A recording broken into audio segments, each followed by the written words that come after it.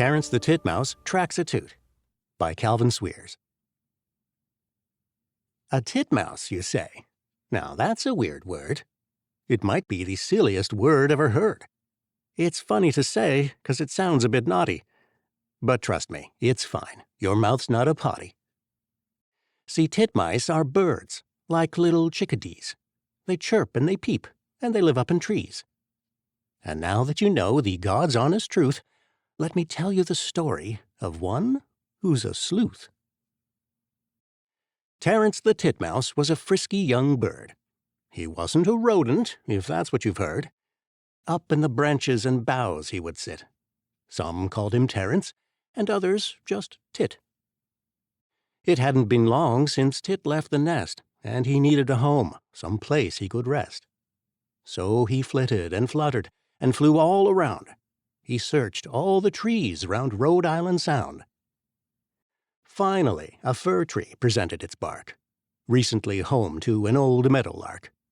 He checked out the branches and kicked at the root, but that's when poor Terrence caught wind of a toot.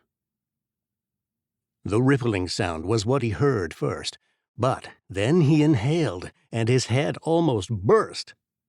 His new house was smelly, of that there's no doubt. Some fiend of the forest had let one squeak out. It was pungent and evil, and burned at his nose. It stung his poor eyeballs and curled up his toes. "It smells like old cabbage," Terrence did wail. The gas overtook him, and he fell on his tail.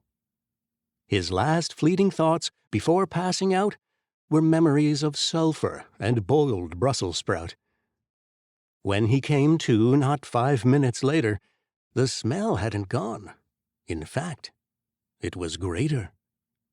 His little beak flinched as he looked all around. Where had it come from? The source must be found. Who is responsible for this rancid stench? I'll bet it's Stu Skunk. His butt does not clench. Terrence soon found him asleep near a bush, a putrid aroma surrounding his tush. "Stu, you're a scoundrel. You've gone way too far. Your keister is lethal. Can't you fart in a jar?" Stu Skunk admitted someone had dropped a cookie, and whoever had done it sure wasn't a rookie.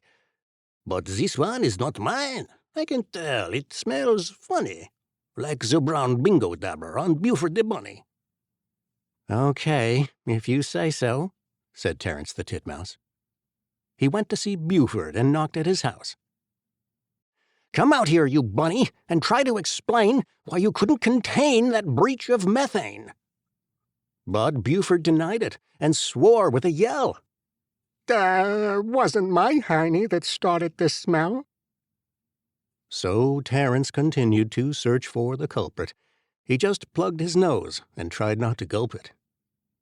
He stopped and stared up at a big reddish bird. Perhaps it was this one that reeked like a turd. "Why, hello there, Miss Cardinal," Terrence did cry. "Did something crawl up your cloaca and die?" "Not me," chirped Miss Cardinal. "You must have forgotten. The eggs that I lay are sure not that rotten. Besides, don't you know that gases will rise? The wind that I break floats straight to the skies." Terrence thought deep and said, That's true. Then who was to blame for this stinking of poo?"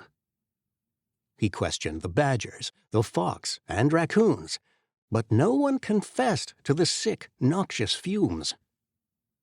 Just then he spotted a big garter snake, eating a hamburg and drinking a shake. "Aha!" cried our hero. "You must be the one whose flatulent funk escaped from his bum." "I'm sorry there, Terrence," said Snake in a slur. "I just started eating. My buns didn't purr." Terrence the Titmouse was plumb out of luck. How would he find out who stepped on this duck? "I've only one choice," thought Terrence aloud. "To solve this mystery, this olfactory cloud, I'll go to the wisest, the most learned fowl, the watcher of the forest, Oswald the Owl. Now, it wasn't a secret the old coot was astute, but could he help Terrence ID the poop chute? So Tit flew to the fringes, an old neck of the wood, where barn cats resided and a big hemlock stood. Terrence was nervous and whistled a medley. Owls have a rep. They're silent but deadly. Oswald? Oh, Oswald?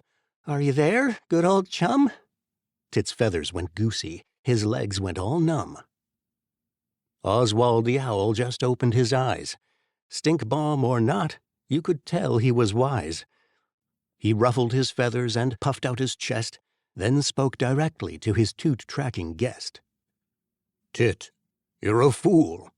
I've told you the rule, but I'll tell you again, 'cause I'm just that cool. Owl's voice was so deep, when he spoke, Terrence felt it. Owl leaned down and crooned, He who smelt it, dealt it. Well, Terrence paused. He couldn't believe it. Did I cut the cheese? Did I butt-burp-wheeze it? He traced in his mind the events of the day. He'd eaten some seeds, some bugs, and some hay. But what could it be that made my rump trumpet? Certainly not that hot tea and crumpet.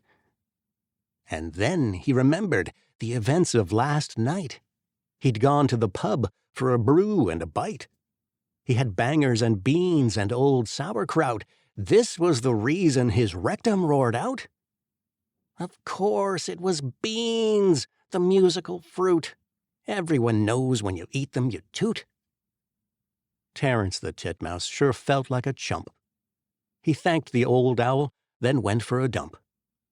By 7 that evening, the bad stink was gone, and Terrence the Titmouse slept until dawn. The end.